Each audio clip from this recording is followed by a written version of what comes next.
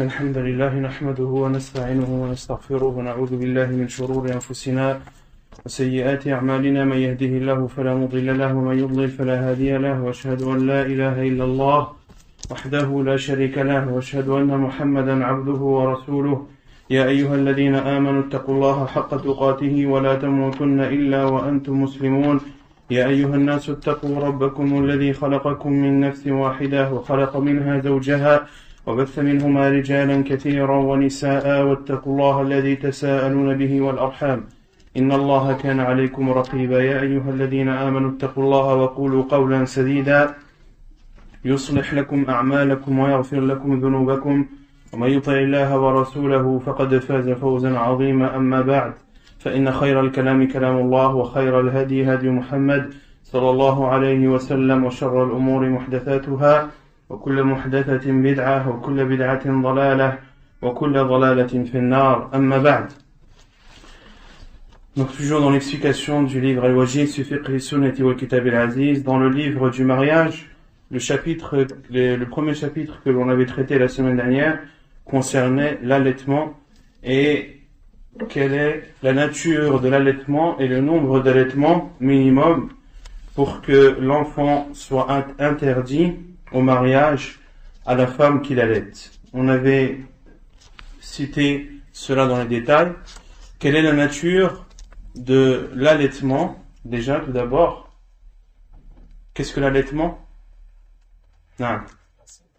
C'est une assise. Donc on avait dit qu'il y avait une divergence de savants. Certains disaient que c'était la tétée. Une tétée était considérée comme un allaitement. Et on a vu que la plupart des savants, c'est l'avis le plus juste, incha'Allah, c'est que l'allaitement ici signifie l'assise, quel que soit le nombre de tétées. Et le nombre minimum qui rend cet enfant interdit à cette femme est au nombre de 5. Et le nombre minimum est de 5. La preuve est le hadith de Aïcha radiyallahu anha qu'on avait vu. Car au début, le nombre minimum était de 10. Puis, Aïcha radhiyallahu anha dit que cela était abrogé par 5.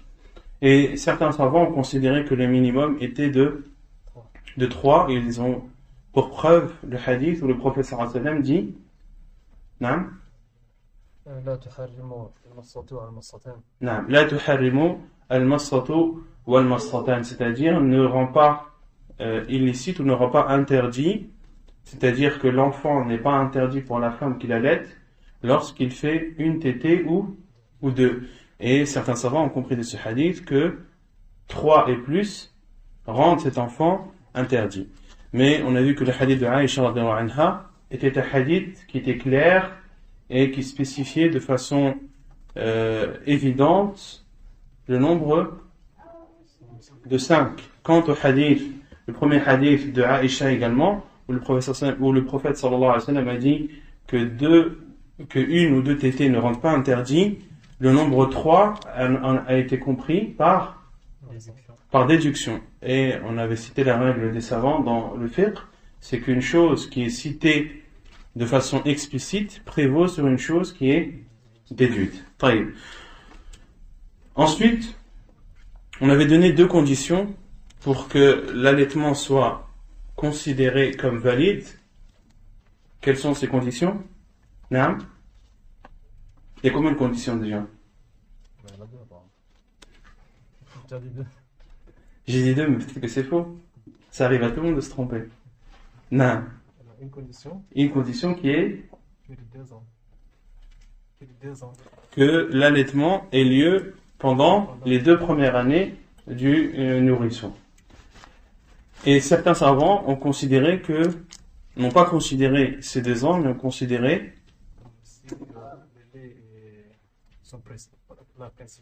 lorsque le lait est considéré comme la nourriture principale de ce nourrisson. Donc certains savants considèrent les 2 ans, d'autres considèrent le fait que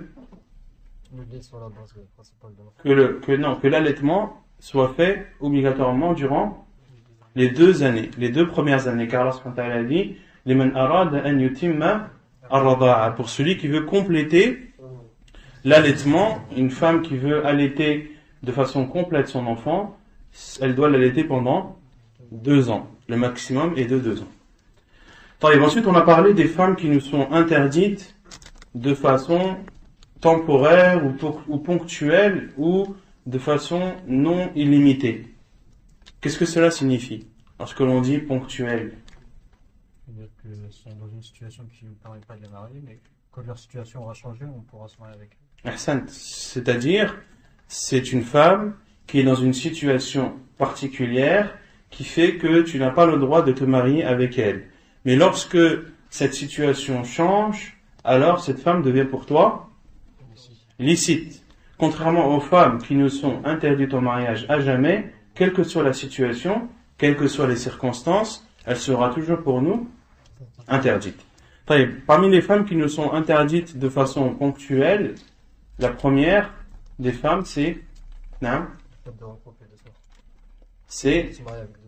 le fait de regrouper 2 sœurs, c'est-à-dire de se marier avec la sœur de ta femme. Il est interdit de se marier avec la sœur de sa femme, car Allah subhanahu wa ta'ala a interdit ça dans le Coran, lorsqu'il dit وَأَن تَجْمَعُوا بَيْنَ الْأُخْتَيْنِ, et de rassembler entre 2 sœurs. Cela est interdit en islam. Et pourquoi est-ce que cela est interdit temporairement? On a vu que les savants ont dit que, en général, Ma question c'est pourquoi, d'où le terme, comment est-ce qu'on comprend le sens temporaire? Pourquoi est-ce que cette femme, la sœur de ta femme, ne serait pas une femme avec qui tu n'as pas le droit de te marier à jamais? Non, c'est pas ça la question. Non. il y a un facteur qui fait qu'on ne peut pas la marier, c'est-à-dire que C'est pas ça ma question c'est, la sœur de ta femme, tu n'as pas le droit de te marier avec elle temporairement. Ce n'est pas une femme qui t'est interdite au mariage à jamais. Pourquoi? Non? Parce que si on divorce de notre femme, on peut se marier avec sa sœur. Car la sœur de ta femme est dans une situation, elle est la sœur de ta femme tant que tu es marié avec ta femme. À partir du moment où tu divorces de ta femme, ce n'est plus ta femme. Donc, tu as le droit de te marier avec sa sœur. Autrement dit, tu n'as pas le droit de te marier avec la sœur de ta femme tant que tu es marié à ta femme. Et à partir du moment où tu n'es plus marié à ta femme, dans ce cas, il t'est autorisé de te marier avec sa sœur. Ensuite, on avait dit qu'il était interdit de rassembler également de se marier avec la tante de ta femme, que ce soit la tante paternelle ou maternelle, car le prophète sallallahu alayhi wa sallam a interdit cela lorsqu'il dit la yujma'u bayna al-mar'ati wa 'ammatiha wa la bayna al-mar'ati wa khalatiha. Il est interdit, ou on ne rassemble pas entre une femme et sa tante paternelle et entre une femme et sa tante maternelle. Et on avait cité la sagesse de cela, qui est la sagesse de l'interdiction de se marier avec la sœur de sa femme ou avec la tante de sa femme.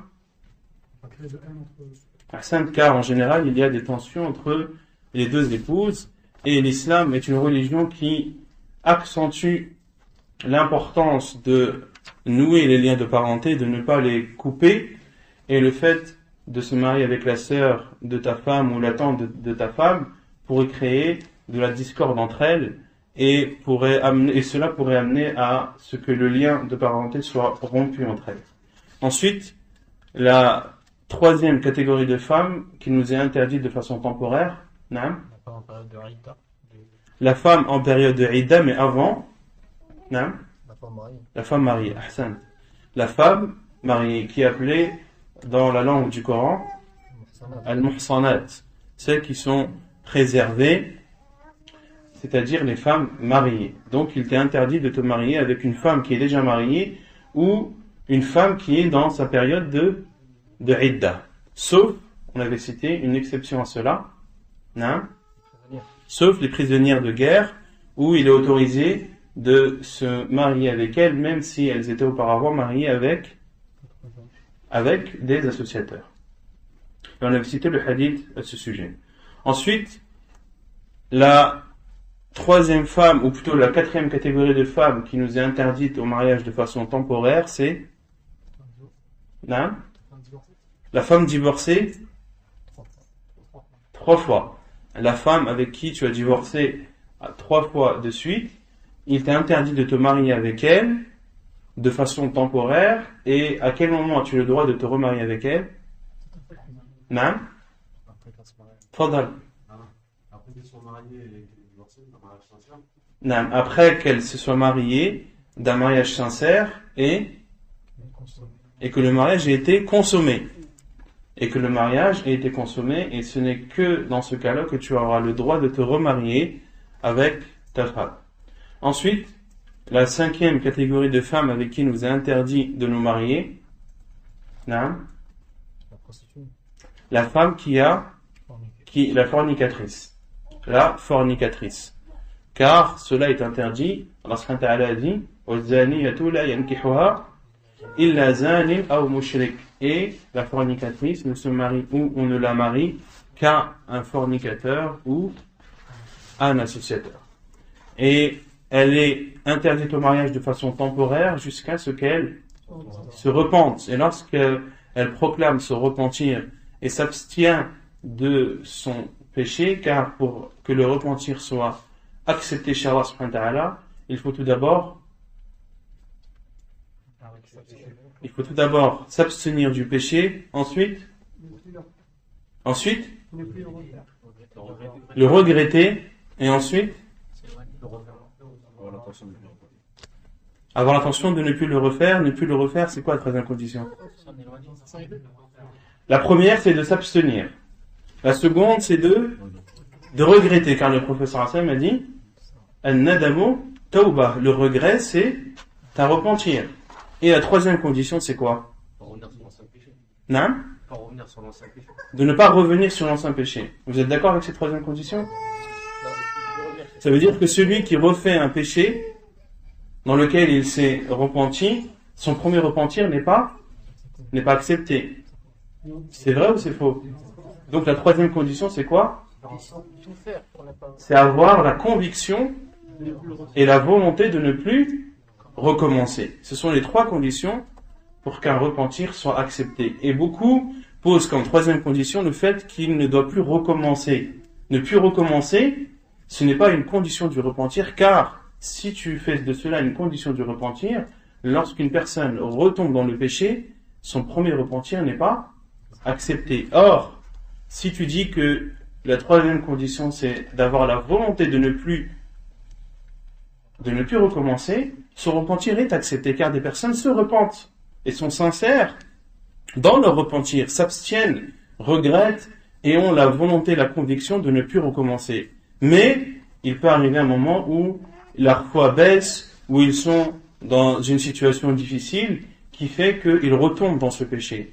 Dans ce cas, lorsqu'il retombe, il doit refaire un autre repentir, mais cela n'influe pas sur son premier repentir. Cela n'influe pas sur son premier repentir, et ceci montre la miséricorde d'Allah subhanahu wa ta'ala envers ses serviteurs. Allah subhanahu wa ta'ala montre la miséricorde qu'il a envers ses serviteurs. Et dans un hadith, le prophète sallallahu alayhi wa sallam a cité que Allah subhanahu wa ta'ala sourit à celui qui se repent, puis retombe dans le péché, puis se repent, puis retombe dans le péché. Et Allah subhanahu wa ta'ala dit à ses anges, informés à ce serviteur que je lui pardonne, car il sait qu'il y a un Seigneur, plutôt un Dieu, qui pardonne les péchés. Et les savants ont expliqué ce hadith du prophète sallallahu alayhi wa sallam. Lorsque cet homme retombait dans le péché, cela lorsqu'il se repentait, il faisait un repentir sincère, mais retomber dans le péché, non pas pour s'amuser, non pas par délaissement, ou pour se moquer de la religion, ou pour s'amuser avec le repentir, etc. Non, à chaque fois qu'il se repentait, c'était un repentir sincère. Et Allah subhanahu wa ta'ala connaissait cela de lui, c'est pour ça qu'il a dit فَإِنَّهُ يَعْلَمُ أَنَّ لَهُ رَبًّا يَغْفِرُ الذُّنُوبَ أو كما قال صلى الله عليه وسلم. Et il sait qu'il a un Seigneur qui pardonne ses péchés, car lorsque tu reviens vers Allah subhanahu wa ta'ala, lorsque tu vas vers Allah subhanahu wa ta'ala, Allah va vers toi. Donc, la fornicatrice, il t'est interdit de te marier avec elle, sauf si elle se repent. Et il en est de même pour le fornicateur. Il n'est pas autorisé à une femme de se marier avec un fornicateur, avec celui qui fait la fornication, jusqu'à ce qu'il se repente. Cela n'est pas propre à la fornicatrice, mais cela vaut à la fois pour le fornicateur comme pour la fornicatrice. Et on avait cité le hadith de Mathrad radiyallahu anhu, le hadith qu'on avait cité avec la version de At-Tirmidhi rahimahullah. Ensuite, on avait parlé du chapitre des mariages nuls et invalides. Le premier de ces mariages est celui qui est appelé Al-Shirar. Qu'est-ce que Nikah al-Shirar? Qu'est-ce que le mariage appelé mariage Al-Shirar? Non. C'est le fait que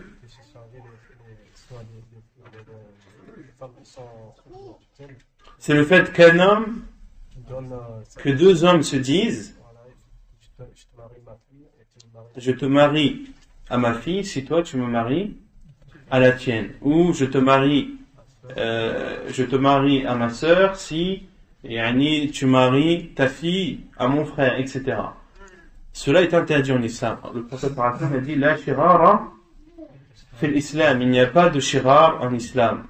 Et cela est interdit car dans la plupart des cas, c'est un mariage forcé pour la fille. Car qui décide de qui se marie avec la femme? Est-ce que dans ce cas c'est la femme ou c'est le tuteur? Le tuteur donne l'accord. Mais en aucun cas il ne lui est autorisé d'imposer à sa fille de se marier avec un homme qu'elle ne veut pas ou qu'elle ne désire pas. C'est lui qui donne l'accord lorsque la femme désire se marier avec un homme et qu'elle l'accepte et qu'elle est consentante. Alors celui qui donne son accord, c'est le tuteur. Mais en aucun cas le tuteur n'a le droit d'imposer à sa fille de se marier.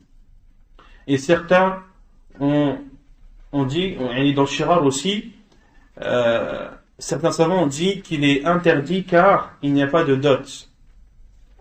Beaucoup qui pratiquent ce genre de mariage ne donnent pas de dot à la fille. Pourquoi? Non?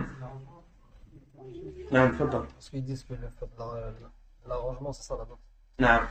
Car ils disent que l'arrangement c'est une dot en lui-même. C'est-à-dire le fait que lui déjà lui donne sa fille et que l'autre lui donne sa fille, c'est déjà un don. Donc il n'y a plus lieu de donner une dot. Et ceci est une offense envers la femme. Est une deuxième offense envers la femme. La première, le fait de lui imposer, et la seconde, de ne pas lui donner la dot. Mais même dans le cas où la dot est donnée et fixée, l'avis le plus sûr des savants, c'est que cela est interdit. Car le professeur Hassan a dit là, Shirar fait l'islam, il n'a pas donné de spécification à savoir si c'est un mariage avec dot ou sans dot. Le professeur Hassan a interdit de façon globale.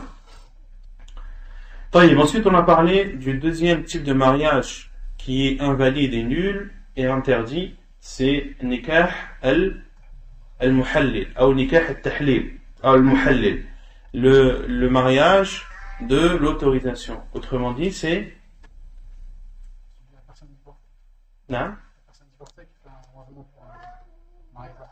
c'est le fait de se marier avec une femme qui a été divorcée 3 fois de son mari pour le simple but pour le premier mari de récupérer sa femme. Donc c'est un mariage qui n'est pas sincère et que la condition soit dite de façon claire ou que celui qui fait ce mariage en ait seulement l'intention.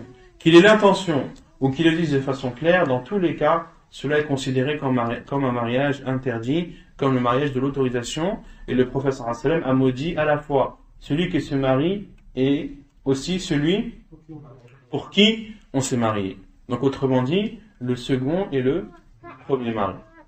Et le prophète sallallahu alayhi wa sallam a même comparé ce second mari comme étant un bouc emprunté. Un bouc emprunté. Et on avait expliqué la signification de cela. Non, mais on avait cité aussi la règle que, et c'est j'ai regardé un petit peu sur cette règle, c'est effectivement une règle des savants qui disent que la ressemblance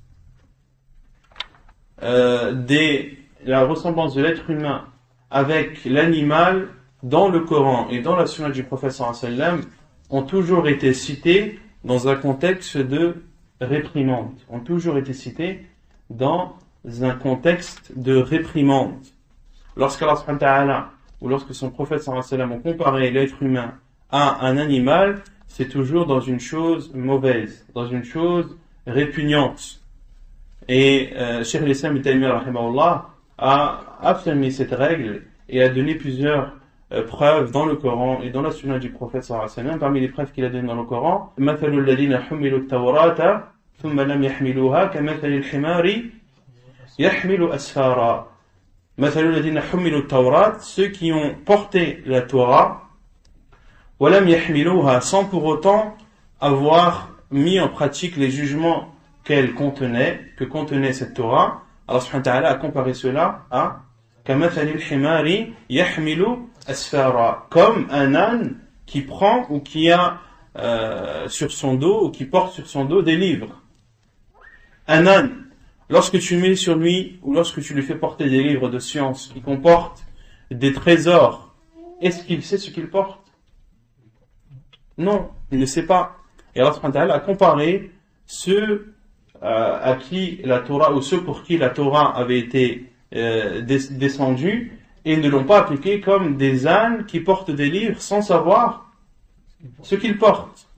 Et parmi les preuves que Cheikh al-Islam ibn Taymiyyah rahimahullah a citées dans la sunna du prophète sallallahu alayhi wa sallam, c'est le hadith où le prophète sallallahu alayhi wa sallam a dit: celui qui revient sur une donation ou une aumône est comparable à un chien qui reprend son vomi, est comparable à un chien qui ravale son vomi, wala'iyadu billah.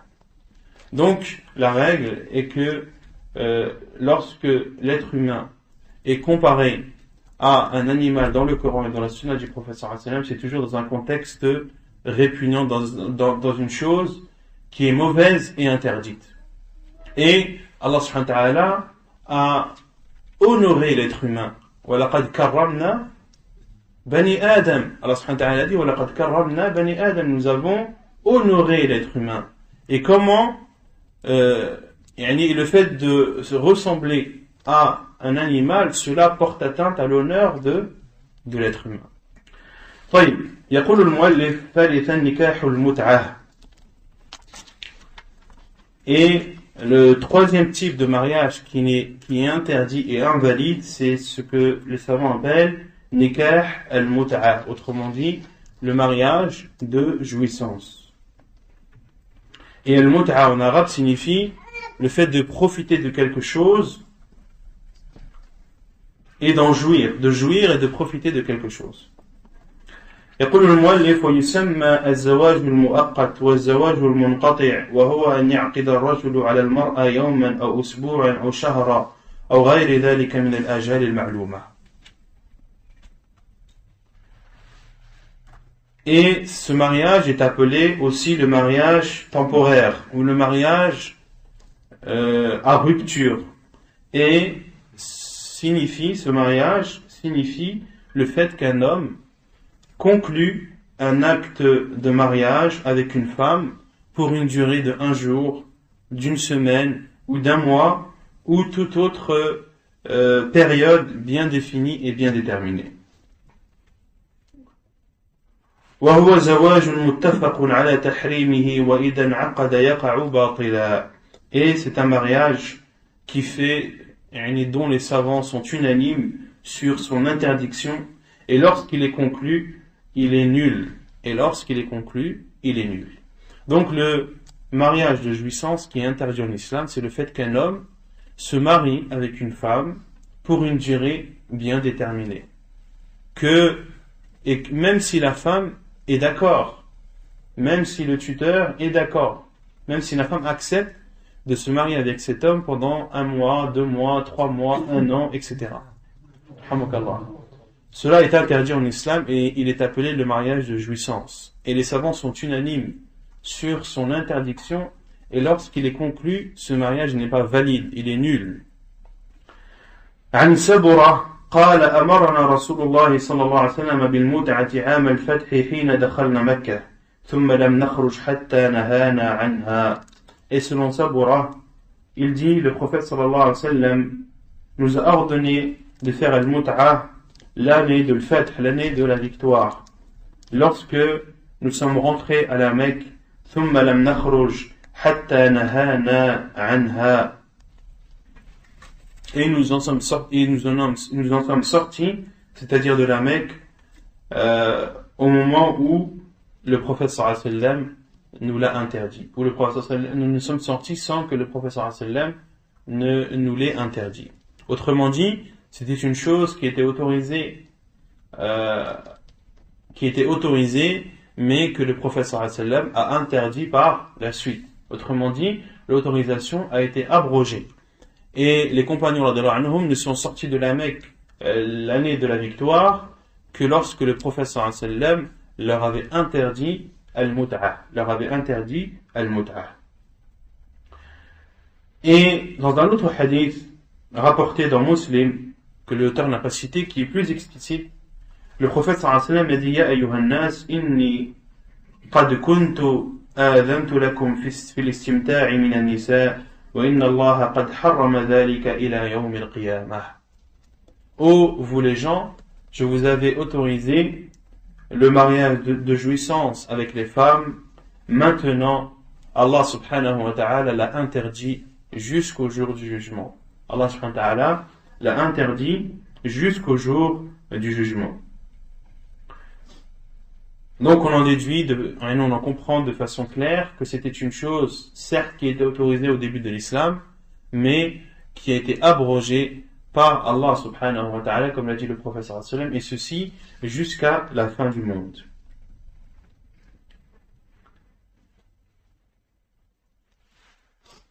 Et les savants disent que pourquoi est-ce qu'il est interdit? Car il va à l'encontre des préceptes du mariage. Car le fait de te marier, comme Allah subhanahu wa ta'ala dit, وَمِنْ آيَاتِهِ أَنْ خَلَقَ لَكُمْ مِنْ أَنفُسِكُمْ أَزْوَاجًا لِتَسْكُنُوا إِلَيْهَا.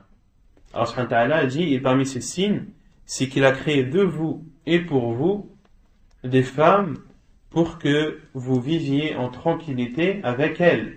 Donc, parmi les buts du mariage, c'est de vivre avec son épouse et de la côtoyer. Et Allah subhanahu wa ta'ala dit, وَجَعَلَ بَيْنَكُمْ مَوَدَّةً وَرَحْمَةً. Et il a fait entre vous, ou il a créé entre vous de l'affection et de la miséricorde. Donc le fait de se marier avec une femme pour une durée bien déterminée, cela va à l'encontre de ce qu'Allah subhanahu wa ta'ala nous demande, c'est-à-dire de vivre en toute tranquillité avec ta femme. Et le mariage en islam, lorsque tu te maries avec le but de vivre avec ta femme et d'avoir une famille et d'éduquer cette famille dans l'obéissance d'Allah subhanahu wa ta'ala. Quant à celui qui fait le mariage de jouissance, est-ce qu'il a l'intention d'avoir des enfants et de fonder une famille? Non. Non. Et c'est dans quelle situation les musulmans pour que ça soit permis? Une situation particulière, je ne sais pas. Sûrement une situation où la personne avait peur de tomber dans le haram, avait peur de tomber dans l'interdiction de se marier à l'époque, de se marier temporairement pour ne pas tomber dans le haram. Allah. Et cette pratique est beaucoup utilisée chez qui? Chez les chiites, qui utilisent beaucoup cette pratique, wal-'iyadhu billah, au point que cela est presque un amusement pour eux. يقول المؤلف العقد على المرأة في نية الزوج طلاقها وفي نية الزوج طلاقها. L'auteur dit le fait de se marier avec une femme lorsque le mari a l'intention de divorcer. Donc on a vu que le mariage de jouissance est interdit, c'est-à-dire lorsque le mari dit je veux me marier avec telle femme pour une durée bien déterminée, 1 mois, 2 mois, 1 jour, 1 semaine. Cela est interdit à l'unanimité des savants. Maintenant, quel est le jugement sur le fait qu'un homme se marie avec une femme, mais avec l'intention de la divorcer. Avec l'intention de la divorcer. C'est-à-dire qu'il ne dit pas que cela n'est pas stipulé dans l'acte de mariage. Il se marie avec une femme, mais son intention est de ne pas rester avec elle et de la divorcer par la suite. Et beaucoup ont posé cette question aux savants. Parmi les personnes qui ont souvent posé ces questions sont ceux qui sont amenés à étudier, ceux qui vivent dans des pays musulmans et sont amenés à étudier dans des pays non musulmans, à rester une certaine période là-bas, et de peur de tomber dans l'interdit, il pose la question aux savants, est-ce qu'il leur est autorisé de se marier avec une femme dans ces pays-là, qu'elle soit chrétienne, juive ou musulmane, mais avec l'intention de divorcer avec elle le jour où il aura terminé ses études et retournera dans son pays. قال الشيخ سيد سابق حفظ رحمه الله في فقه السنة. الشيخ سيد سابق, l'auteur de Fiqh al-Sunnah, a dit dans son livre اتفق الفقهاء على أن من تزوج امرأة دون أن يشترط التوقيت وفي نيته أن يطلقها بعد زمن أو بعد انقضاء حاجته في البلد الذي هو مقيم به فالزواج صحيح. وخالف الأوزاعي فاعتبره زواج المتعة. Donc, Sayyid Sabiq a dit dans son livre Fiqh al-Sunnah que les juristes, les fuqaha, sont d'accord sur le fait que celui qui se marie avec une femme sans pour poser comme condition une période bien déterminée, mais tout en ayant l'intention de la divorcer après un certain temps, ou après qu'il ait fini ce qu'il a à faire dans le pays où il vit temporairement, alors le mariage est valide. Et Al-Awza'i, rahimahullah, a considéré lui ce mariage comme étant un mariage de jouissance. Concernant ce mariage, Sayyid Sabiq rahimahullah a dit que les savants, les fuqaha se sont mis d'accord sur ça. Cela n'est pas totalement vrai, c'est l'avis de la plupart des savants. L'avis de la plupart des savants considère que ce mariage est valide. Que ce mariage est valide. C'est-à-dire qu'il est valide. La personne, lorsqu'elle se marie avec une femme, avec la présence des deux témoins, avec l'accord du tuteur, d'accord, et en donnant la dot selon l'avis de certains savants, alors le mariage est considéré comme valide. Mais cet homme qui a l'intention de divorcer, est-ce que le fait qu'il ait l'intention de divorcer rend son mariage invalide? Et ça c'est l'avis de l'Awza'i rahimahullah. Mais les conditions sont respectées. Parce que dans les conditions du mariage, est-ce qu'il a dit qu'il se mariait de façon temporaire? Si cela est stipulé et si les personnes se sont mis d'accord sur la période, l'avis de tous les savants, c'est que cela est un mariage de jouissance, cela est interdit. Mais pour celui dont toutes les conditions sont réunies, mais qui a l'intention de divorcer, est-ce que cela fait de son mariage, et est-ce que cela annule la validité de son mariage? La plupart des savants disent non. Et Cheikh Ibn Uthaymin, rahimahullah, dit que cela est interdit. Ce genre de mariage est interdit tout en étant valide. Il est valide car toutes les conditions sont réunies. Mais il est interdit pourquoi? Car il y a de la tricherie dans ce mariage. Il y a de la tricherie. Cet homme qui est de la tricherie et de la trahison. Cet homme qui se marie avec cette femme a l'intention, au moment où il se marie, de divorcer avec elle après un certain temps. Cela est une trahison pour la femme. C'est de la tricherie. Et le professeur Hassan a dit, et celui qui triche ne fait pas partie de nous. Et Cheikh Ibn Uthaymin dit aussi, et ce qui montre l'interdiction de ce mariage, c'est que si la femme était au courant de cela, qu'est-ce qu'elle aurait fait? Elle aurait accepté ou non? Non. Si la femme le savait, elle n'aurait pas accepté. Ou si le tuteur savait que cet homme avait l'intention de se marier ou avait l'intention de divorcer par la suite, est-ce qu'il lui aurait donné sa fille? Non. La plupart des gens n'auraient pas accepté. Certains peut-être auraient accepté dans des cas bien précis, mais la plupart des gens n'auraient pas accepté. Donc cela montre l'interdiction. Et Cheikh Al-Albani, rahimahullah, a donné une réponse claire, car il est du même avis que Cheikh Ibn Uthaymin, rahimahullah, il dit que le mariage est valide, mais que cela est interdit. Et Cheikh Al-Albani, rahimahullah, a dit, pose cette question à ceux qui ont cette intention, pourquoi avez-vous cette intention? Pourquoi vous mariez-vous avec l'intention de divorcer? Mariez-vous avec l'intention de vivre avec cette femme, et même si vous êtes dans un pays de façon temporaire, mariez-vous avec l'intention de rester avec elle, de vivre avec elle, de fonder une famille, et ensuite, si jamais il y a des situations qui font que, ou s'il y a une mauvaise entente entre le mari et la femme, alors dans ce cas, le mariage, le divorce lui est autorisé. Mais en aucun cas, il ne doit avoir l'intention de divorcer avec. Il se marie avec elle, et au moment où il retourne, qu'il fasse tout son possible pour la ramener avec elle. Et pour rester, et de la garder en tant que femme. Et puis si cela est difficile, si cela crée des discordes et des tensions, et qu'il ne voit comme seule solution le divorce, alors qu'il divorce. Mais dans ce cas, il a divorcé car la situation le justifiait, et non pas avoir l'intention de divorcer dès le moment du mariage. Cela est interdit, et c'est la vie dans laquelle le cœur s'apaise. C'est la vie dans laquelle le cœur s'apaise, tout en sans remettre en cause, bien sûr, la validité du mariage. قال الشيخ رشيد رضا تعليقا على هذا في تفسير المنار. Et Rashid Rida, rahimahullah, qui est un des savants du Liban,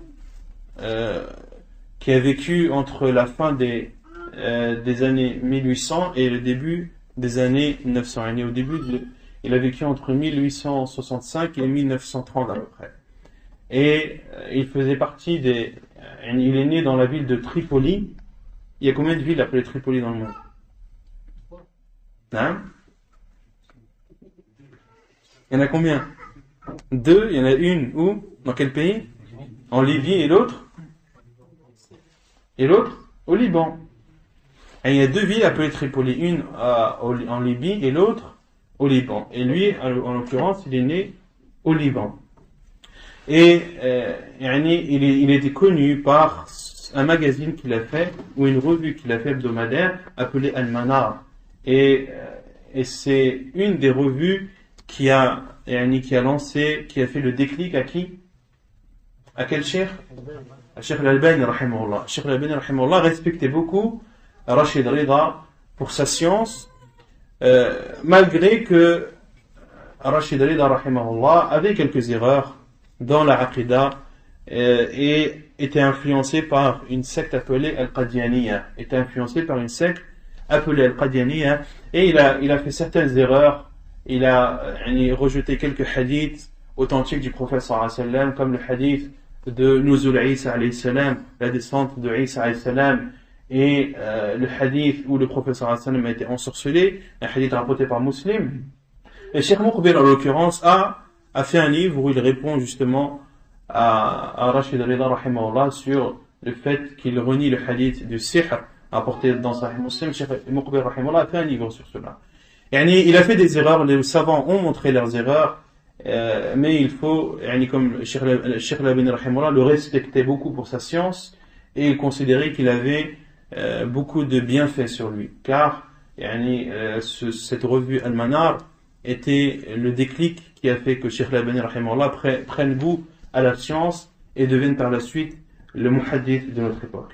Donc Cheikh Rashid Rida, rahimahullah, a dit dans son livre Tafsir Al-Manar, donc il a aussi écrit un livre où il explique le Coran, appelé Tafsir Al-Manar, où il dit هذا وإن تشديد علماء السلف وإن تشديد علماء السلف والخلف في منع المتعة يقتضي منع النكاح بنية الطلاق وإن كان الفقهاء يقولون إن العقد يكون صحيحا إذا نوى الزوج التوقيت ولم يشترطه في صيغة العقد، ولكن كتمانه إياه يعد خداعا وغشا، وهو أجدر بالبطلان من العقد الذي يشترط فيه التوقيت، الذي يكون بالتراضي بين الزوج والمرأة ووليها، ولا يكون فيه من المفسدة إلا العبث بهذه الرابطة العظيمة التي هي أعظم الروابط البشرية وإيثار التنقل في مراتع الشهوات بين الذواقين والذواقات، وما يترتب على ذلك من المنكرات، وما لا يشترط فيه ذلك يكون على اشتماله على ذلك غشا وخداعا تترتب عليه مفاسد أخرى من العداوة والبغضاء وذهاب الثقة حتى بالصادقين الذين يريدون بالزواج حقيقته، وهو إحصان كل من الزوجين للآخر وإخلاصه له وتعاونهما على تأسيس بيت صالح من بيوت الأمة. Donc, Rachid Rida rahimahullah, Cheikh Rachid Rida rahimahullah, lui est de l'avis que ce mariage avec l'intention de divorce est interdit. Et il dit, parmi les choses qui le rendent interdit, c'est le fait qu'il y a de la tricherie, de la tromperie, de la trahison dans cela, et que cela porte atteinte à la plus sacrée des liaisons en islam, qui est la liaison du mariage et l'alliance. Et cela aussi peut avoir de graves conséquences.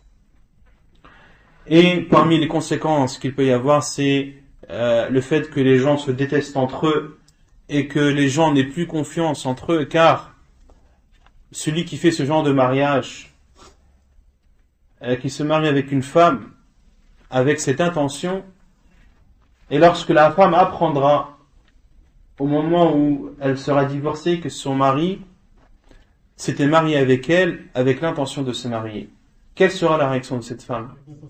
Avec l'intention de divorcer après. Quelle sera la réaction de cette femme?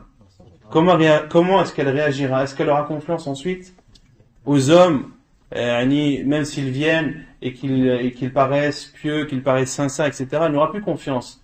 De même que les tuteurs n'auront plus confiance. Et si si cette information circule entre les musulmans, il va y avoir un manque de confiance entre les musulmans et les dégâts seront énormes.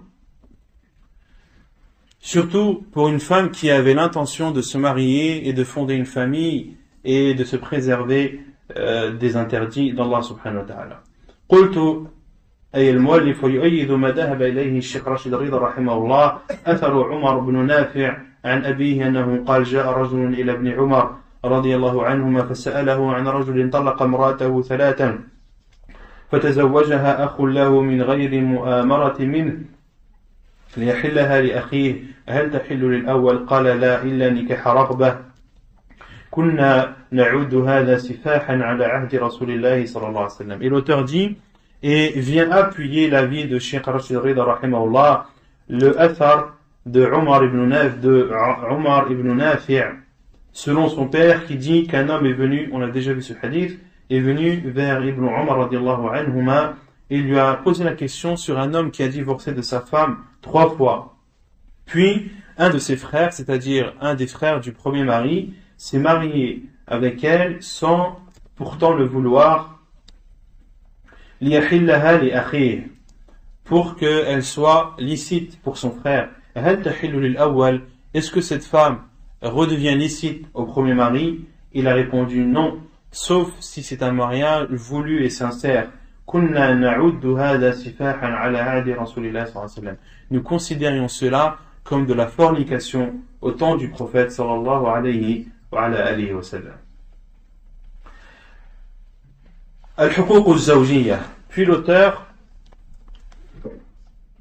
entame le chapitre des devoirs conjugaux, les devoirs qu'a le mari envers sa femme et les devoirs qu'a la femme envers son mari.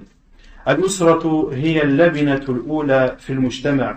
إذا صلحت صلح المجتمع كله وإذا فسدت فسد المجتمع كله لذا أولى الإسلام الأسرة عناية كبيرة وفرض لها ما يكفل سلامتها وسعادتها Donc l'auteur dit, la famille est une pièce, est la première pièce de la société. وإذا وإذا صلحت صلح المجتمع كله. Et lorsque la famille est pieuse, est bien, est bonne, alors devient pieuse la société et elle devient droite et juste. وإذا فسدت فسد المجتمع. Et lorsque la famille dévie du droit chemin et est mauvaise, eh bien cela aura pour conséquence que la société également sera mauvaise, car la société est composée de quoi? De famille. لذا أولى الإسلام الأسرة عناية كبيرة وفرض لها ما يكفل سلامتها وسعادتها. Pour cela que l'islam a donné une grande importance à la famille et a ordonné tout ce qui va faire en sorte de préserver la paix et le bonheur de cette famille. فاعتبر الإسلام الأسرة مؤسسة تقوم على شركة بين اثنين. المسؤول الأول فيها الرجل. قال الله تعالى: الرجال قوامون على النساء بما فضل الله بعضهم على بعض وبما أنفقوا من أموالهم فالصالحات قانتات حافظات للغيب بما حفظ الله.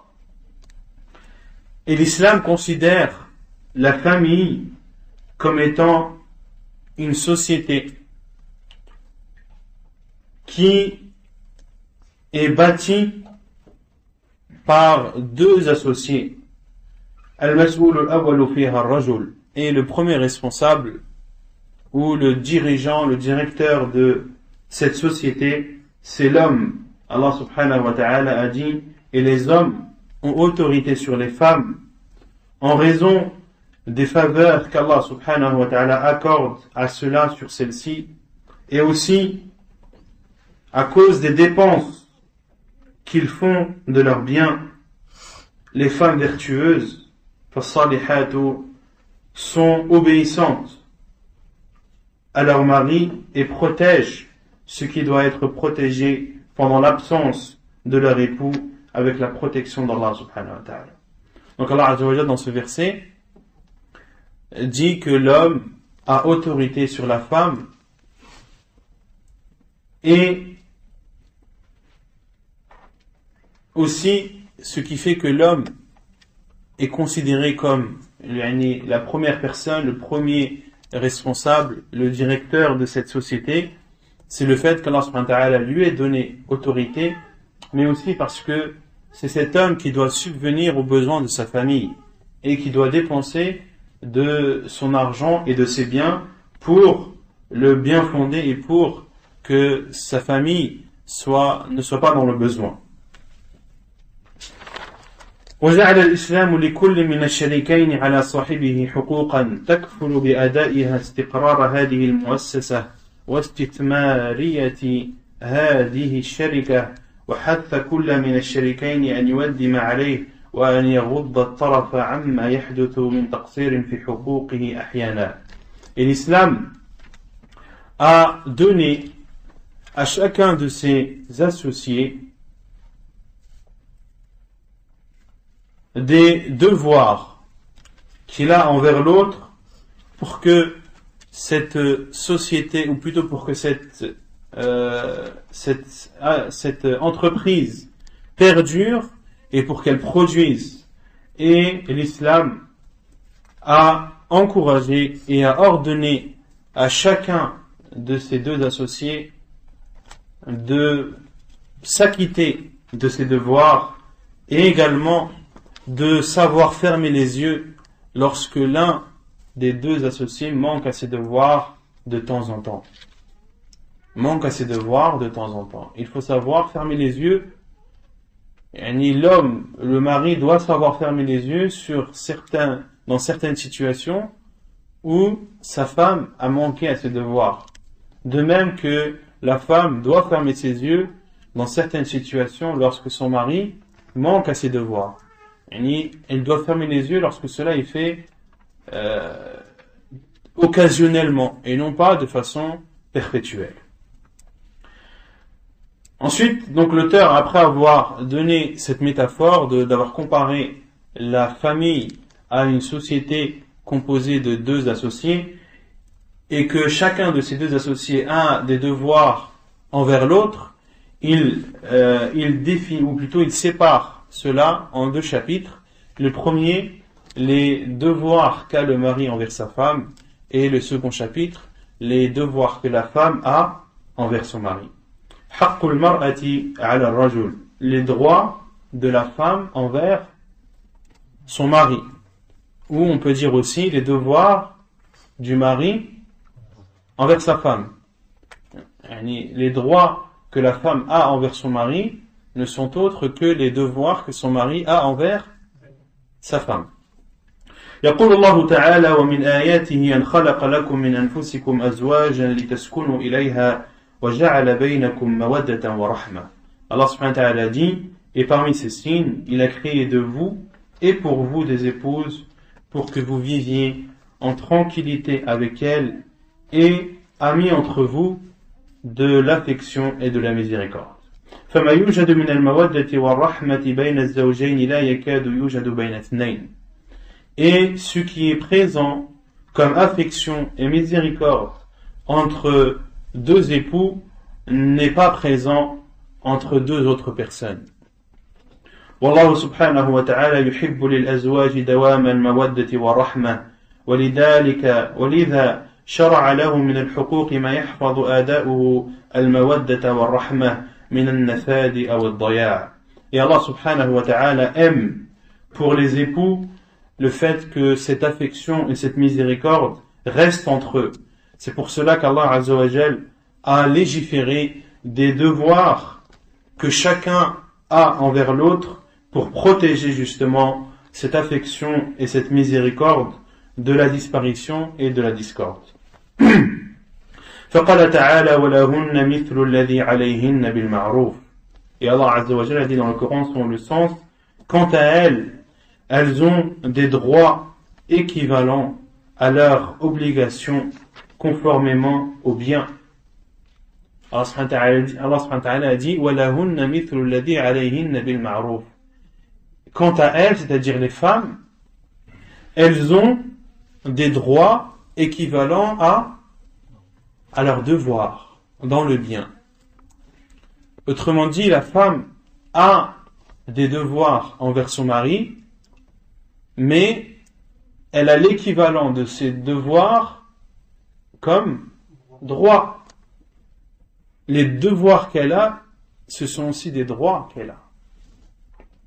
وهذه الكلمة على إيجازها جمعت ما لا يؤدى بالتفصيل إلا في سفر كبير.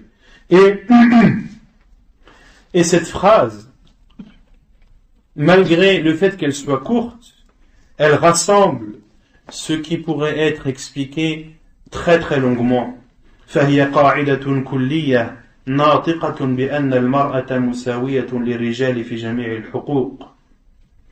Et cette règle globale montre que la femme a les mêmes, ou plutôt est égale à l'homme dans l'ensemble des devoirs. إلا أمرا واحدا عبر الله عنه بقوله وللرجال عليهن درجة. Sauf dans un cas qu'Allah subhanahu wa ta'ala a cité lorsqu'il dit selon le sens, mais les hommes ont une prépondérance sur elles. Les hommes ont une prépondérance sur les femmes. Et cette prépondérance, elle a été expliquée dans l'autre verset, le premier que l'on a cité. الرجال قوامون على النساء بما فضل الله بعضهم على بعض وبما أنفقوا من أموالهم. Et cette prépondérance qu'ont les hommes sur les femmes, quelle est sa nature? Elle se compose de deux choses. La première, l'autorité qu'Allah subhanahu wa ta'ala a donnée à l'homme. Et la seconde chose, c'est le fait que l'homme subvient et dépense de ses biens et de son argent pour son épouse ou envers son épouse. Ce sont les deux choses qui expliquent la prépondérance de l'homme vis-à-vis de la femme. وقد أحال في معرفة ما لهن وما عليهن على المعروف بين الناس ومعاشراتهم ومعاملاتهم في أهليهم وما يجري عليه عرف الناس هو تابع لشرائعهم وعقائدهم وآدابهم وعاداتهم فهذه الجملة تعطي الرجل ميزانا يزن به معاملته لزوجه في جميع الشؤون والأحوال فإذا هم بمطالبتها بأمر من الأمور تذكر أنه يجب عليه مثله بإزائه ولهذا قال ابن عباس رضي الله عنهما إني لأتزين لامرأتي كما تتزين لي. Et Allah subhanahu wa ta'ala dans ce verset dirige et donne des directions et fait comprendre aux hommes que les droits qu'il a sur sa femme sont également les devoirs qu'il a envers elle et vice versa. Et lorsqu'il demande à sa femme une chose, qu'il sache qu'elle a le droit elle aussi de demander la même chose. Et il a cité la preuve, la parole d'Ibn Abbas radiyallahu anhuma lorsqu'il dit Inni la atazayyanu limra'ati kama tatazayyanu li. Je m'embellis pour ma femme comme elle s'embellit pour moi.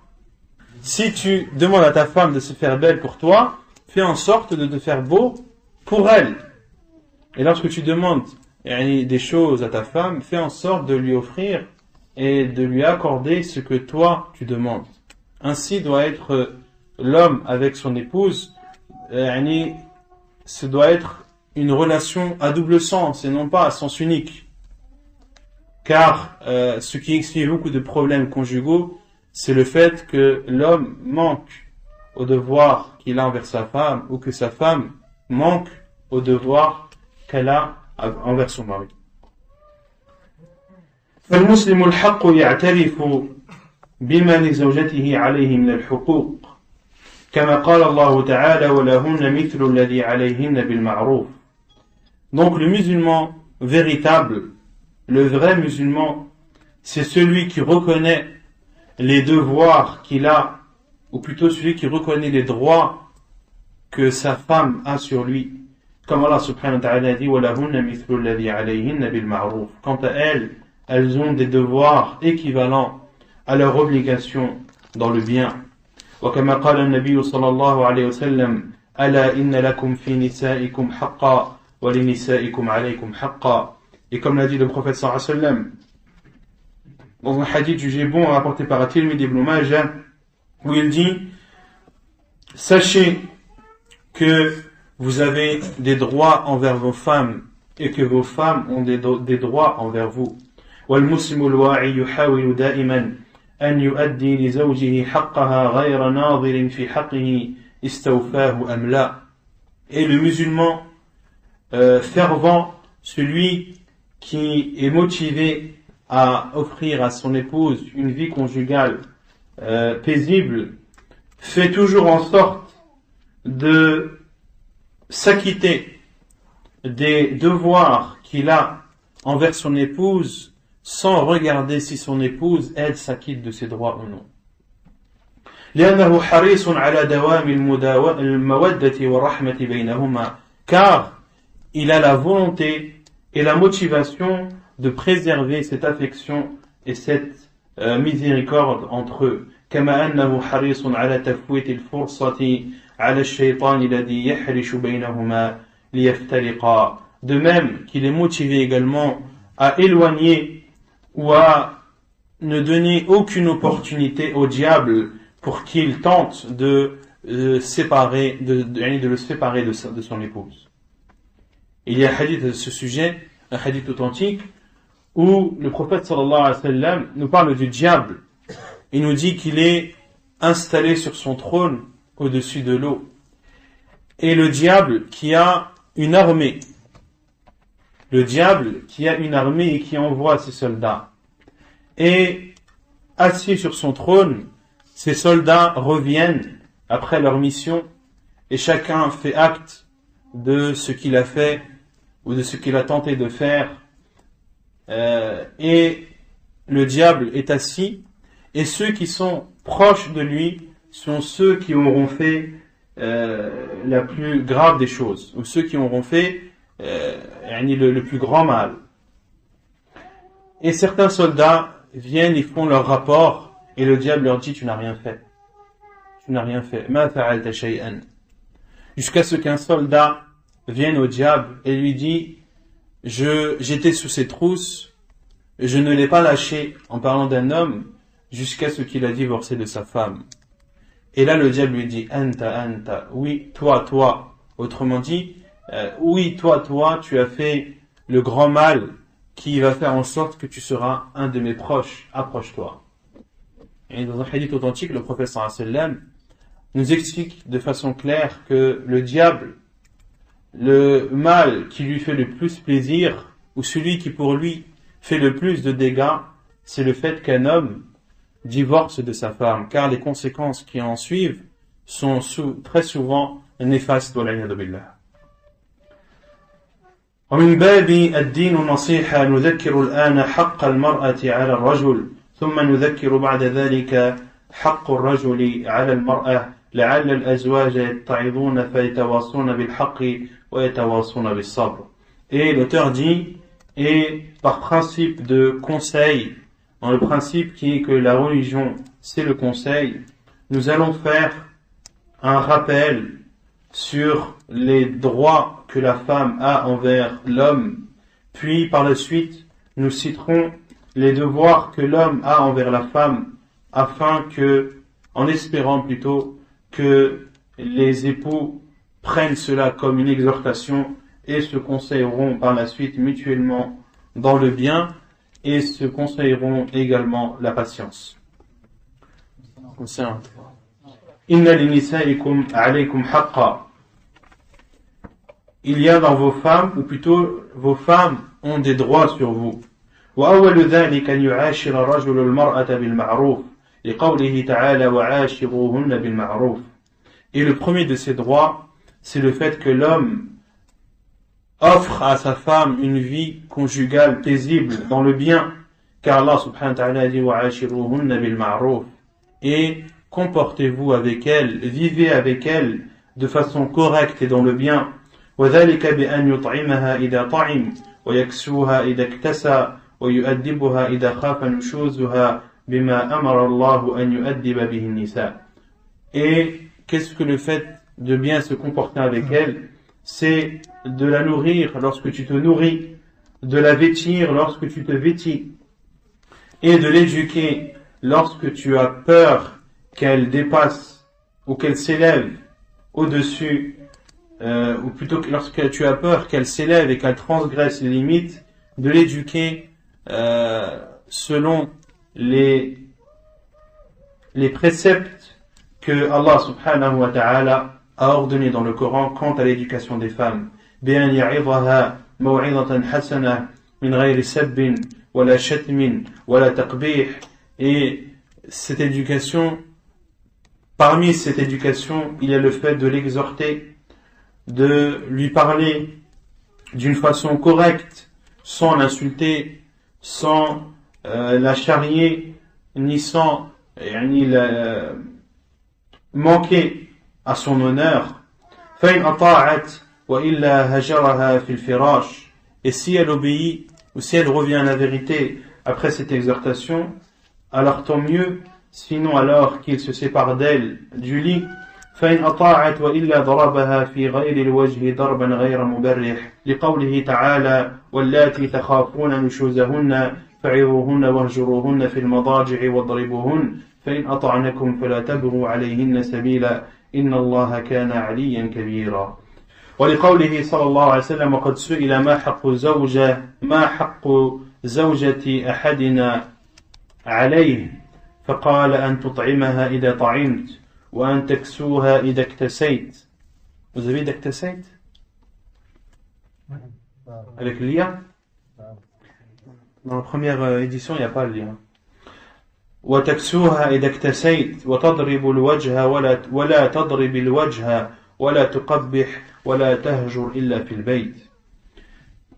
Et la parole du prophète sallallahu alayhi wa sallam dans un hadith authentique apporté par Abu Daoud et Ibn Majah, où le prophète sallallahu alayhi wa sallam a été questionné sur les droits qu'une femme a sur son mari, et le prophète sallallahu alayhi wa sallam a dit c'est de la nourrir lorsque tu te nourris, c'est de la vêtir lorsque tu te vêtis, et ne frappe pas le visage, ne l'insulte pas, et ne te sépare pas d'elle dans la maison, ou ne te sépare d'elle que dans la maison, et ne te sépare d'elle que dans la maison. Alors quand elle a dit wahjuruhunna fi al-madaji', et séparez-vous d'elle dans les lits.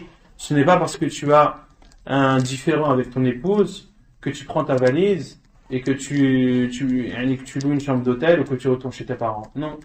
Lorsque tu te sépares de ta femme, si elle n'écoute pas ou si elle ne veut pas revenir à la vérité, sépare-toi d'elle du lit et reste dans la maison, ne sors pas de la maison.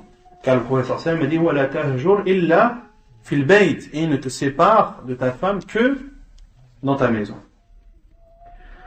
وإن من مظاهر اكتمال الخلق ونمو الإيمان الخلق وإن من مظاهر اكتمال الخلق ونمو الإيمان أن يكون المرء رقيقا مع أهله كما قال النبي صلى الله عليه وسلم أكمل المؤمنين إيمانا أحسنهم خلقا وخياركم خياركم لنسائهم.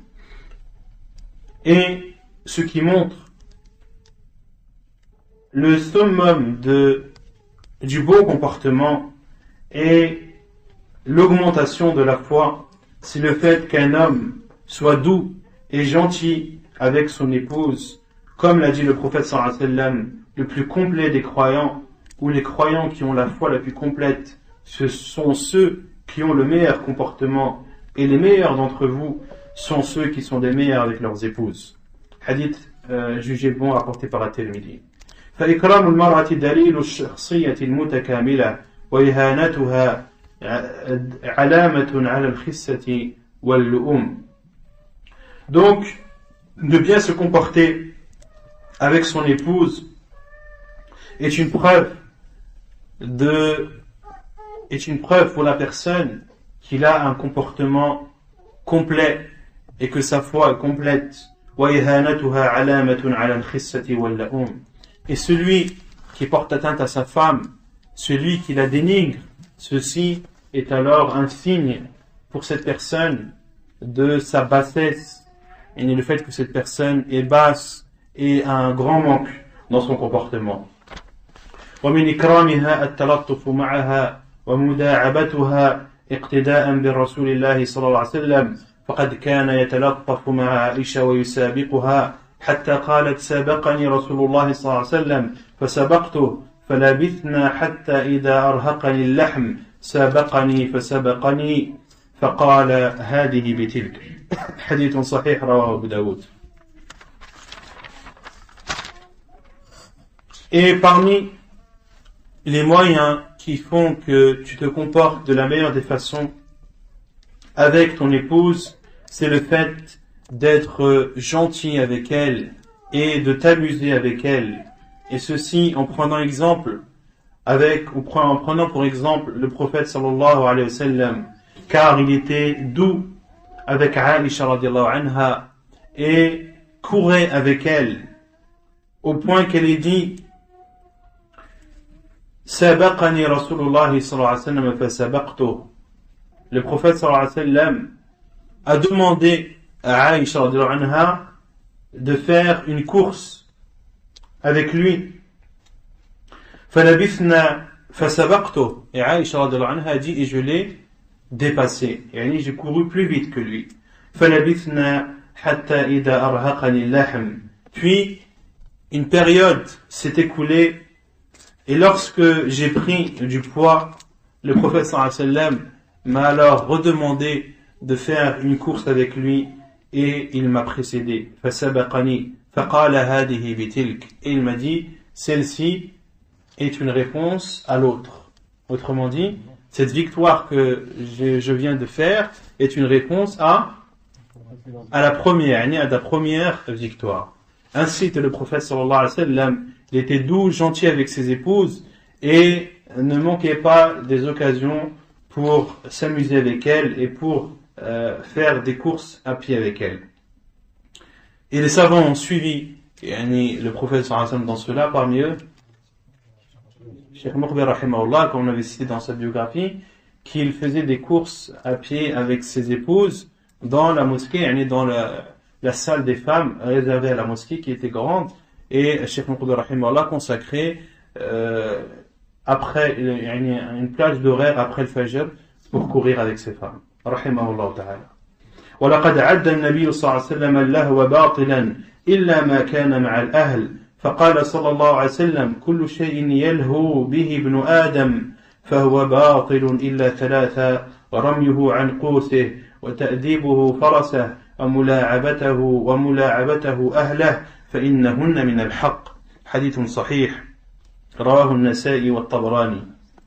Et le prophète sallallahu alayhi wa sallam a considéré l'amusement comme étant nul, sauf lorsqu'il est fait avec la famille. Faqala sallallahu alayhi wa sallam, le prophète sallallahu alayhi wa sallam a dit, tout amusement que fait le fils d'Adam est nul, sauf trois: de lancer l'arc, d'entraîner son cheval et de s'amuser avec sa famille. فَإِنَّهُنَّ مِنَ الْحَقِّ, car elles font partie du vrai. Dans ce hadith, le prophète sallallahu alayhi wa sallam, lorsqu'il dit tout amusement que fait le fils d'Adam est nul, il ne faut pas considérer que cela est interdit. Le prophète sallallahu alayhi wa sallam n'a pas dit cela dans le sens d'interdit, comme l'ont expliqué Cheikh Al-Albani, Cheikh Ibn Baz rahimahumullah et d'autres savants, que le prophète sallallahu alayhi wa sallam a voulu dire par là nul, c'est-à-dire qu'ils n'ont pas de bénéfices et d'intérêt dans la religion, sauf trois choses: le tir à l'arc, car celui qui s'entraîne au tir à l'arc à l'époque, il se préparait pour combattre l'ennemi. Wa ta'dibuhu farasah, de même que d'entraîner son cheval. Cela avait un intérêt évident qui était également d'entraîner sa monture pour qu'elle soit, pour que son efficacité soit maintenue. Et le prophète sallallahu alayhi wa sallam a dit la troisième chose, wa muda'abatuhu ahlah, et le fait de s'amuser avec sa famille, que ce soit sa femme ou ses enfants, car l'intérêt est aussi ici clair et évident et permet de maintenir cette affection et cette miséricorde qu'il y a entre le mari et sa femme, et entre le mari et sa famille de façon générale. Et quant aux autres types d'amusement, comme le disent les savants, comme le fait de courir, le prophète sallallahu alayhi wa sallam a couru, le fait de faire des courses à pied, ou le fait de faire des concours de soulèvement d'objets ou autres, où tout ce qui est amusement est autorisé en islam, à condition que cela ne comporte pas des désobéissances à Allah subhanahu wa ta'ala, et à condition que cela ne dévie pas la personne, ou ne fait pas que la personne néglige ses prières. ثانيا ومن حق المرأة على الرجل, donc le premier droit que la femme a sur son mari, c'est le fait qu'il se comporte avec elle de la meilleure des façons, qu'il soit doux, gentil avec elle, et qu'il prenne le temps de s'amuser avec elle. Donc le deuxième droit, ومن حق المرأة على الرجل أن يصبر على أذاها وأن يعفو عما يكون منها من زلات لقوله صلى الله عليه وسلم لا يفرق مؤمن مؤمنة إن كره منها خلقا رضي منها آخر. حديث صحيح رواه مسلم. Et le deuxième droit que la femme a envers son mari, c'est le fait que son mari patiente sur le mal que pourrait faire sa femme et de pardonner à sa femme ce qui pourrait émaner d'elle comme erreur ou déviation. Et qawlihi sallallahu alayhi wa sallam, la preuve et la parole du prophète sallallahu alayhi wa sallam, qu'un croyant ne s'énerve pas envers une croyante s'il déteste en elle certains comportements, il en accepte et en agrée d'autres. Donc, le deuxième droit que la femme a envers son mari, c'est qu'il patiente sur les défauts qu'elle a ou sur les manquements qu'elle pourrait faire.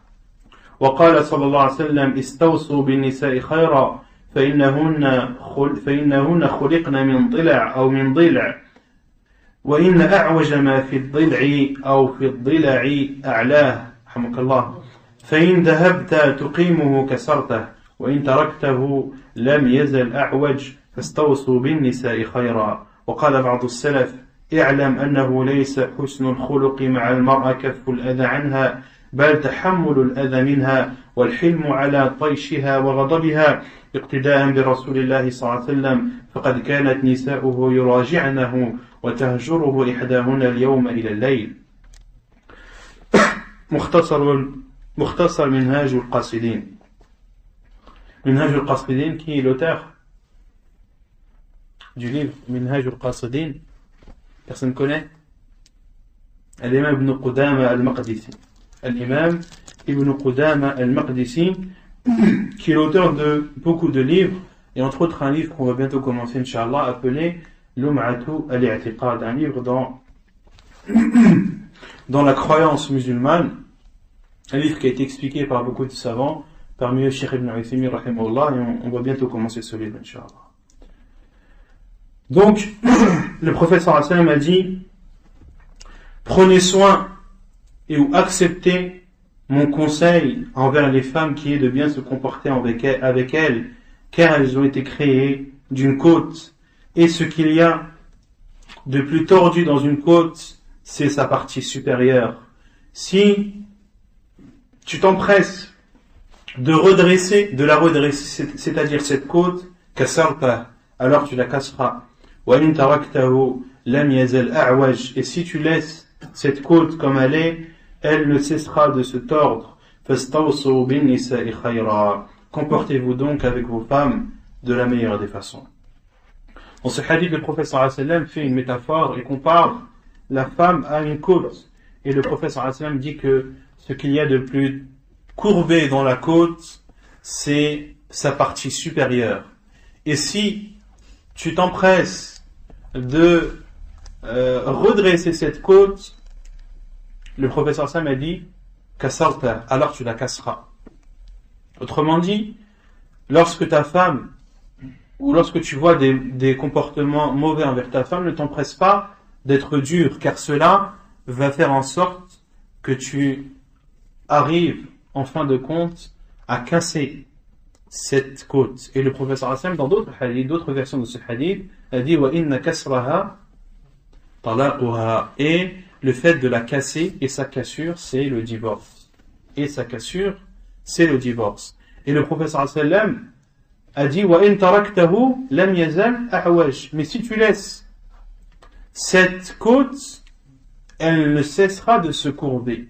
Donc fais en sorte de conseiller ta femme de telle sorte de ne pas la casser, et également de ne pas la laisser sans la conseiller ou sans lui montrer de la conseiller, de l'exhorter, etc. Donc tu dois trouver le juste milieu qui te permettra de préserver ce lien avec ton épouse, mais également qui permettra, tes conseils permettront à ton épouse de ne pas avancer dans sa divergence ou dans son égarement. Fastawsu bin nisa'i khayra. Comportez-vous donc avec vos femmes de la meilleure des façons. Et certains salafs ont dit, sache que le bon comportement avec ta femme, ce n'est pas le simple fait de ne pas lui porter atteinte, mais c'est de patienter sur le mal qui pourrait émaner d'elle, et d'être doux et gentil lorsqu'elle s'élève et lorsqu'elle s'énerve. Et de patienter ou de bien se comporter avec ton épouse, ce n'est pas de ne pas lui faire du mal. Non, c'est de patienter sur le mal qui pourrait venir d'elle lorsqu'elle s'ostente devant toi, ou lorsqu'elle s'enorgueille devant toi, ou lorsqu'elle s'énerve devant toi. Fais en sorte de répondre à cette ostentation ou à cet énervement par le calme, par la modestie, et fais en sorte de répondre à à son mécontentement par un sourire. Iqtida'an bi Rasulillahi sallallahu alayhi wa sallam, en prenant pour exemple le prophète sallallahu alayhi wa sallam, فقد كانت نساؤه يراجعنه وتهجره إحداهن اليوم إلى الليل. Car le prophète sallallahu alayhi wa sallam, ses femmes le reprenaient aussi, et certaines de ces femmes s'éloignaient de lui jusqu'à la nuit. Le prophète sallallahu alayhi wa sallam, lui aussi, était confronté à cela, était confronté à ce que ses épouses, radiyallahu anhun, le reprenaient, et lorsqu'il leur parlait, qu'elles répondaient, et elles avaient de la répartie envers lui, et de même que certaines de ses épouses, sallallahu alayhi wa sallam, s'éloignaient de lui une journée tout entière jusqu'à la nuit. Et malgré cela, le prophète sallallahu alayhi wa sallam patientait et était doux avec elle et répondait de la meilleure des façons. Et ceci est authentique, le fait que les femmes du prophète sallallahu alayhi wa sallam le reprenaient et que certaines d'elles s'éloignaient de lui toute une journée, cela est authentique et rapporté dans Al-Bukhari et Muslim. ثالثا ومن حق المرأة على الرجل أن يصونها ويحفظها من كل ما يخدش شرفها ويثلم عرضها ويمتهن كرامتها فيمنعها من السفور ويحول بينها وبين الاختلاط بغير محارمها من الرجال كما عليه أن يوفر لها حصانة كفاية ورعاية وافية فلا يسمح لها أن تفسد في خلق أو دين ولا يفسح لها المجال أن تفسق عن أوامر الله ورسوله أو تفجر إذ هو الراعي المسؤول عنها والمكلف بحفظها وصيانتها لقول الله تعالى الرجال قوامون على النساء ولقول النبي صلى الله عليه وسلم والرجل راع في أهله وهو مسؤول عن رعيته. Et les droits également qu'a l'épouse envers son mari, c'est le fait qu'il la protège de tout ce qui pourrait lui porter atteinte à sa personne ou porter atteinte à son honneur. Et il doit l'interdire de sortir dévoilé et de montrer aux autres ce que ni Allah subhanahu wa ta'ala ni son prophète sallallahu alayhi wa sallam ne lui ont autorisé de montrer, et il doit faire en sorte également qu'elle ne se mélange pas avec les hommes qui lui sont autorisés au mariage. De même qu'il doit la protéger et faire en sorte qu'elle préserve son bon comportement et une religion droite, et également il ne doit pas mettre à sa disposition ce qui pourrait la dévier et faire en sorte qu'elle désobéisse à Allah et à son envoyé sallallahu alayhi wa sallam, car il est responsable de sa femme et doit la protéger. Et la preuve est la parole d'Allah subhanahu wa ta'ala, Ar-rijalu qawwamuna 'ala an-nisa, les hommes ont autorité sur les femmes. Et le fait d'avoir autorité, ce n'est pas uniquement le fait d'avoir le dernier mot lorsqu'il y a une divergence sur un sujet, mais qui dit autorité dit responsabilité. Tu es donc responsable de ce que ta femme fait, tu es responsable de ses actes et tu auras des comptes à rendre, car le prophète sallallahu alayhi wa sallam a dit وَالرَّجُلُ رَاعٍ فِي أَهْلِهِ وَهُوَ مَسْئُولٌ عَنْ رَعِيَّتِهِ. Et l'homme est un berger dans sa famille et il est responsable de son troupeau. L'homme est considéré dans sa famille comme le berger et il est responsable de son troupeau. Donc autorité signifie avoir le dernier mot, être prépondérant, mais signifie aussi avoir une responsabilité vis-à-vis de son épouse. Donc les droits que la femme a sur toi, c'est de la protéger et de faire en sorte que tous les moyens adéquats soient mis à sa disposition pour qu'elle reste dans le sentier d'Allah subhanahu wa ta'ala et pour qu'elle s'acquitte de ses obligations et qu'elle délaisse tout ce qui pourrait rendre, ou plutôt tout ce qui rend Non? Non, tout ce qui pourrait attirer la colère d'Allah Azza wa Jal. ومن حق المرأة رابعا ومن حق المرأة على الرجل أن يعلمها الضروري من أمور دينها أو يأذن لها أن تحضر مجالس العلم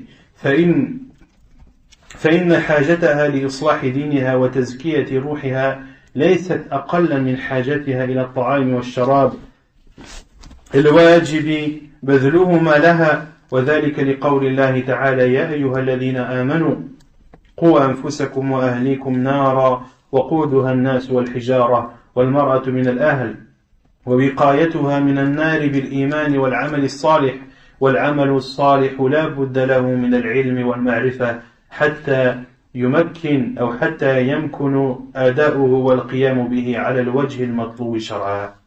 Et le quatrième droit que la femme a envers son mari, c'est que son mari doit lui enseigner les choses obligatoires de la religion et de lui autoriser le fait d'assister aux assises de science, car le besoin qu'elle a pour rectifier sa religion et pour purifier sa personne et son âme n'est pas moindre que son besoin de boire et de manger que son mari doit lui offrir. Autrement dit, le fait que la femme soit pieuse, apprenne sa religion et obéit à Allah subhanahu wa ta'ala et délaisse les interdits, et le besoin que la femme a de purifier son âme et sa personne ne sont pas moindres que le besoin qu'elle a, ou ce besoin d'apprendre et de se purifier n'est pas moindre que le besoin qu'elle a de boire et de manger. Or, de boire et de manger, c'est un devoir qu'a le mari envers sa femme. Le mari doit subvenir aux besoins de sa femme, doit la nourrir, et il doit aussi faire en sorte qu'elle puisse se purifier, purifier sa personne, purifier son âme, apprendre sa religion et connaître les obligations qu'Allah subhanahu wa ta'ala lui a faites. وذلك لقوله تعالى, et la preuve est la parole d'Allah subhanahu wa ta'ala, ô vous qui avez cru, préservez vos personnes et vos familles du feu dont le combustible sont les gens et les pierres. Et la femme fait partie de la famille, et de la préserver du feu se fait avec la foi et les actes pieux. Or, pour que les actes soient pieux, ils doivent être précédés de science et de connaissance, afin que cet acte pieux soit fait selon les préceptes de la religion. Car pour qu'un acte soit pieux, il faut qu'il soit sincère, mais il faut aussi qu'il soit en concordance avec la sunna du prophète sallallahu alayhi wa sallam. Or, un acte ne peut pas être en concordance avec la sunna du prophète sallallahu alayhi wa sallam sans qu'auparavant la personne ait la science et la connaissance de comment le prophète sallallahu alayhi wa sallam a accompli cet acte, et pour ainsi ou par la suite imiter le prophète sallallahu alayhi wa sallam dans cela. ونكتفي بهذا القدر وسبحانك اللهم وبحمدك أشهد أن لا إله إلا أنت أستغفرك وأتوب إليك.